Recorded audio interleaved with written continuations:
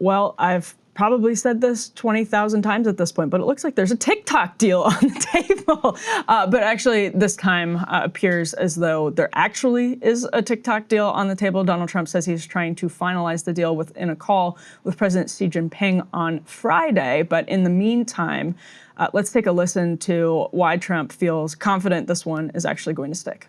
Well, we have a deal on TikTok. I've reached a deal with China. I'm going to speak to President Xi on Friday to confirm everything up. We made a very good trade deal, and I hope good for both countries, but a very different deal than they've made in the past. What companies are involved? What companies are going to buy it? We'll be announcing that. We have a group of very big companies that want to buy it. And, you know, the kids wanted it so badly. I had parents calling me up. They don't want it for themselves. They want it for their kids. They say, if I don't get it done, they're in big trouble with their kids. And I think it's great. I hate to see value like that thrown out the window. So on auto, can I ask you, so auto executives... And, you know, you're talking about tens of billions of dollars. So Trump, we can put this next element up on the screen, had to once again extend the deadline, which came from that bill, we covered it at the time, last year, went through Congress, signed by Joe Biden, was upheld by the Supreme Court. Trump had to keep extending this deadline from the bill to basically orchestrate a spinoff. This was the fourth time that Trump extended the deadline. It is now extended to mid-December. Obviously, he hopes to have a deal in place before that, and hopes to just get agreement from China and from his side on Friday in a call with Xi Jinping. But Ryan, this deal is quite interesting. We can put the Financial Times story up on the screen. This is the next element. The headline here, Beijing says TikTok's US app will use Chinese algorithm, which completely undermines, in a very hilarious way, the intent of Congress's spin-off law. Like the entire point of that bill was to get the algorithm out of the hands of Beijing. So the head of China's cybersecurity regulations said on Monday that U.S. and Chinese officials agreed to this framework that included, quote, licensing the algorithm and other intellectual property rights. Now, licensing the algorithm could mean different things legally than operating the algorithm. I don't actually know how that'll shake out. It sounds like nobody really knows how that would shake out. But this deputy head of the cybersecurity in China said the deal would entrust the operation of TikTok's U.S. user data and content security. Now, the contours of this deal are also quite interesting, of course, because guess who's involved? Nobody will be surprised to hear Larry Ellison. So ByteDance would spin, I'm reading from the New York Times here, quote, spin out the app's American operations into a new company. According to two people familiar with the discussions, some of TikTok's largest investors would maintain their stake in the American app. Wonder who that might be. Jeff Yass, a Trump donor, Jeff Yass. While ByteDance would also bring in new U.S. investors to reduce Chinese ownership to less than 20%. The people said Oracle, which already provides computing resources for TikTok, is among the investors expected to take a stake in the new business. According to two people familiar with the talks, Larry Ellison, Oracle's co-founder, is working to help finance a bid by his son David to buy the entertainment giant Warner Brothers Discovery, which, by the way, David Ellison also just merged Skydance and Paramount. So that's the CBS Free Press deal that you've seen. Bring in the free press, yeah. Right, that's what you've seen covered. The list of other potential investors has been in flux, according to the Times. Other entities that have discussed investing in recent weeks include the private equity firm Silver Lake, while General Atlantic, and guess who else? Susquehanna. Two firms that are already investors in ByteDance would roll over their stakes into the new entity, too, right? Four of people said. I think I heard Andreessen Horowitz as well. Andreessen Horowitz was reported. Yes, according to CNN. That Mark Andreessen, big Trump supporter, you know, one of the big muckety mucks of Silicon Valley. Yes. Very supportive of Israel too. As we were mentioning at the top of the show, Larry Ellison himself has donated tens of millions of dollars to Israeli nonprofits.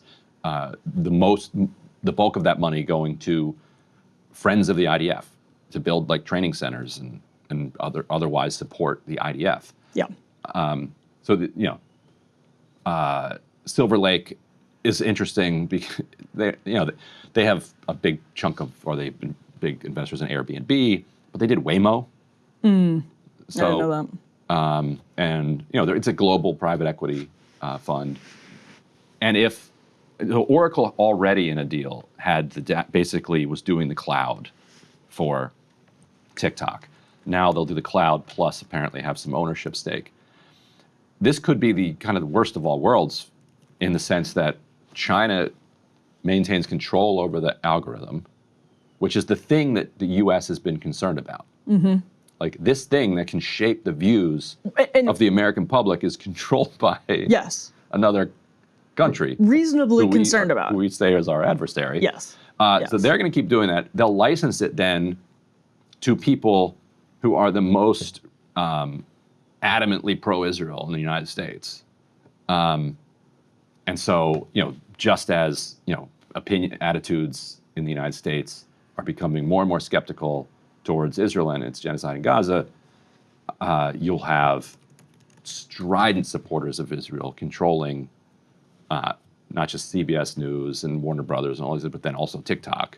But will they actually control it, or do they just get to license the algorithm? Now, if they control it, they've got some ability, you've got to think, to target particular accounts and also to meet with the people who are doing the algorithm. Be like, look, tweak this. And this guy over here, I'm sick of seeing Ian Carroll in my For You page. Nuke this man, or whatever. Whoever's bothering Larry Ellison. So what is the U.S.? Like I see why it's good for China. I see why it's good for Israel.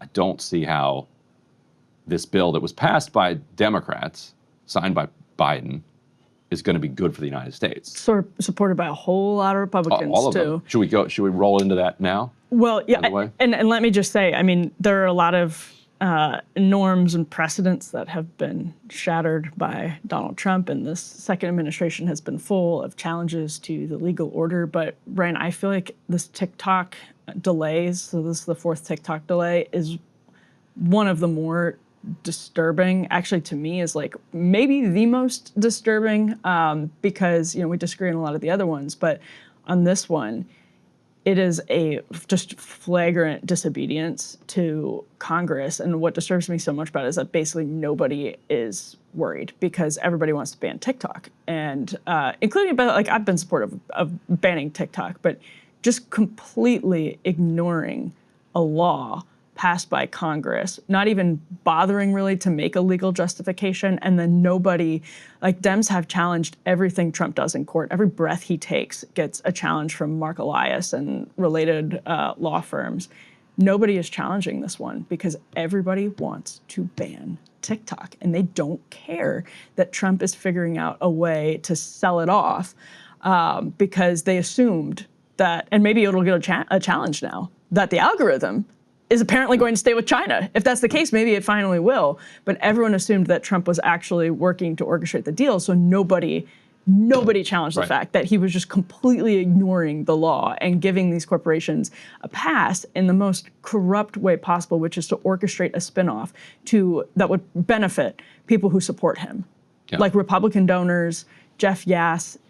It is mafioso behavior, and it's very gross. And we're about to play some quiet part out loud clips that talk about how the TikTok ban went from bubbling to getting over the top. And they very specifically say it was because of after October 7th and Israel. So the reason I think that this might actually go through is that the national security state's hostility to TikTok, because it is connected with China, is not enough in our political system to get you over the top. They didn't have the muscle to do it. They needed Israel as the issue to come in and push it over the top. So now, because Congress, if it was really about national security, we'd be like, wait a minute, China still owns the algorithm. This doesn't count. This wasn't the point. Right. But because it's being handed off to pro-Israel investors, I think Congress might be like, all right, you know what, good enough. So maybe it still sucks that China's going to be able to shape attitudes for most Americans, but at least China is often pro-Israel. Well, we'll see. And Bibi's been pro-China in ways that have irked the right. Yeah. So if you think I'm crazy, here are a bunch of people with power and involved in this legislation telling you exactly how they got this over the top. Typically, the Israelis are good at PR. What's happened here? How have they and we been so ineffective at communicating the realities there? The way this is played out on social media has dominated the narrative, and you have a social media ecosystem environment in which context, history, facts get lost, and the emotion, the impact of images dominates, and we can't discount that. But I think it also has a very, very, very challenging effect on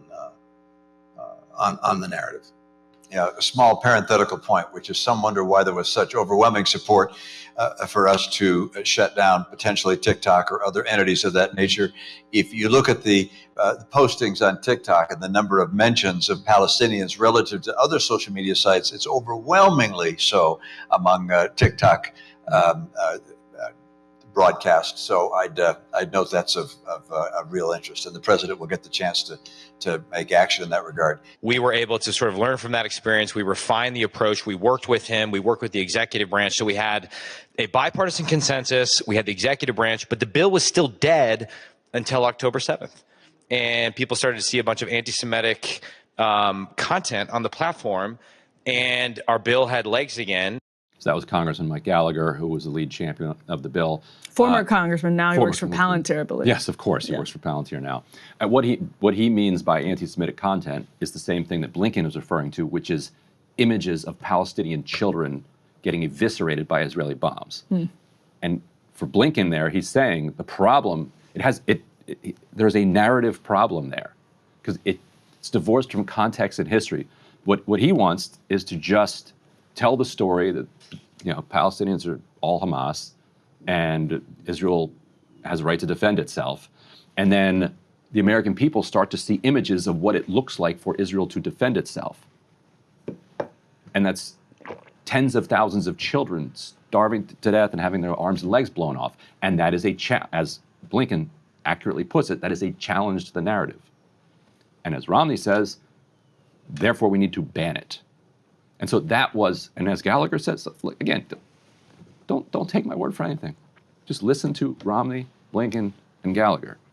And so that's what got it over the top. And so that's why I think that this deal will go through, because it accomplishes not the mission that they originally wanted to accomplish, which is getting China out of the algorithm. It leaves China in the algorithm, but it accomplishes Israel's agenda. And that's more important in Washington than our national agenda. It's insane, but it is what it is. So obviously, Jeff Yass and Larry Ellison are both supporters. I mean, Ellison is himself actually like Mitt Romney, close to Netanyahu. And so Romney goes all the way back to like the mid 70s, by the way. This is a fun fact, with Netanyahu, actually at Boston Consulting Group. That's right, yeah. I went back and looked at this. Which then came in to offer help to the Gaza Humanitarian Foundation for the ethnic cleansing plan. Oh, that was BCG. So they both shared an office on the 16th floor, or they worked on the 16th floor offices of BCG back in 1976. So they know each other well too, and so does Larry Ellison. Jeff Yass, also a supporter of Israel. So to Ryan's point, maybe that does make them more comfortable. But I also think, Ryan, it's not just the Israel aside. For Gallagher and others, this is also very much about China. And there's this, we don't need to open up that can of worms, but the sort of hawkish approach to China is, like the TikTok bans are very, very popular among hardcore China hawks. And again, I actually don't think all of that's unreasonable. Does Gallagher really care about that? I think Gallagher absolutely cares about that. He talks about this anytime you see him. He's talking about China, and that's where I think that's actually really where it started. At least, that's definitely where the ban started, and that's everybody's accurate story. Is that this started as an anti-China thing? Yeah. You're saying it morphed, but it didn't have the muscle to get over the top until October 7th. That's absolutely true. Right. Yeah, 100%, no question about it. And it's that will carry it through. Is my take. Yeah. Oh, I think. Hope I'm wrong. Yeah, I think that's probably right. We'll see. Hey, if you like that video, hit the like button or leave a comment below. It really helps get the show to more people. And if you'd like to get the full show ad-free and in your inbox every morning, you can sign up at breakingpoints.com. That's right. Get the full show, help support the future of independent media at breakingpoints.com.